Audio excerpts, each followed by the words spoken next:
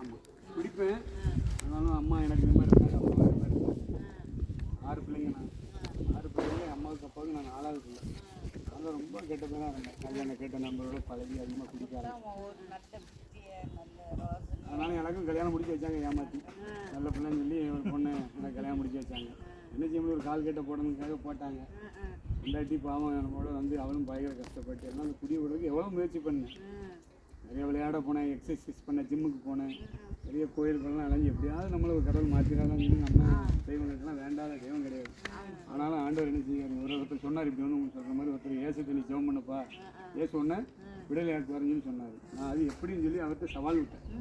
அது எப்படி, நாங்கள் இந்துக்காரங்க, நீங்கள் கிறிஸ்டின்னு, நான் வந்து இப்படி கெட்ட பழக்கம் ஆண்டவர் எப்படி மாற்றுறது, அது எனக்கு ஒரு சந்தேகம் இருக்குது. நான் வந்து கேட்டாலும் அவங்களுடைய நம்பிக்கையோடு பண்ணு, அவர் நிச்சயமாக அவன் நினச்சிவார், சுகமாக்குவாருன்னு சொல்லி அவர் சொன்னார். நம்ம நம்பினேன் அவ்வளோ.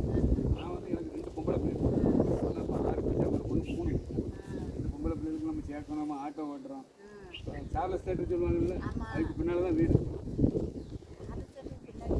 சார்லஸ் தேட்டர் சொல்லுவாங்கல்ல, மாடசாமி கோயில் இருக்குல்ல, செம்மபுரம் ஓனா தருவாங்கல்ல, நான் பிறந்ததும் தெரு அதான் கரெக்டாக அடிச்சு. மாடசாமி கோயில் பள்ளியிடத்து முக்கில். ஆமாம், கடைசியில் சொன்னதை நம்பி சரி யார் எந்த தெய்வம் நமக்கு விடுதலை கொடுத்தான்னு, நான் மனுஷனாக மாறணும், என்னால் முடியல, சரி கடவுளாக மாற்றிட்டு நம்ம அவன் மேலே சொல்லுறான்.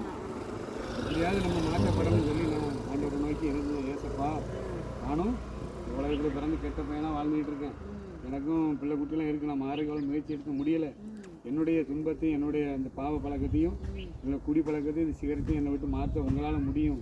நீங்கள் எனக்கு அற்புதம் செய்யுங்க. நீங்கள் கண் தெரியாதவன்னு சுகமாக்குனீங்க, கால் நடக்க முடியாது நடக்க விட்டீங்க, நீங்கள் செத்து போன பிள்ளைய ஒரு 12 பிள்ளையை எழுப்பி உயிரோடு தாயிட்ட கொடுத்தீங்க, அதே அற்புதத்தை எனக்கும் என் வாழ்க்கையில் இந்த இதில் செய்யுங்க. சேவம் பண்ணிட்டு தூங்கிட்டு அவ்வளோதான்.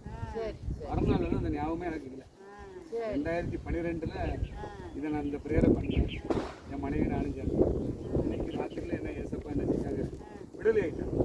இன்னைக்கு நான் எங்கள் அம்மா அப்பாவுக்கு எனக்கு இருக்கேன், அப்பாவுக்கு 82 வயசு, அம்மாவுக்கு 80. நாங்கள் எல்லோரும் சமுதாயத்தில் இருக்கோம். அவங்கெல்லாம் இந்த தான் இருக்காங்க. இருந்தாலும் நான் ஆண்டவர் ஏற்றுக்கிட்டேன். 13 வருஷம் ஆகும். ஆமாம். அப்போ நான் பெரிய ஆஸ்பத்திரிக்கு பின்னால் உள்ள ஒரு சிஎஸ்ஐ சர்ச்சு நம்ம ஊரில் இருக்குல்ல, அது மாதிரி வேத கோயிலில் போய் ஞானசானம் எடுத்து நானும் என் மனைவி குடும்பமும் ஏசாமியாக ஜோம் பண்ணிட்டு அவர் பிள்ளையா அது 4 வரைக்கும் நல்லது செஞ்சுட்டு அப்பா அம்மாவுக்கும் நாங்களும் கஷ்டப்பட்டு என் மருமகெல்லாம் வேகத்தில் வந்து சேர்ந்துருக்கு. எனக்கு ரொம்ப எண்ணி கஷ்டப்படுத்துதுங்க, தெய்வம்லாம் வேண்டாம், நான் உங்ககிட்ட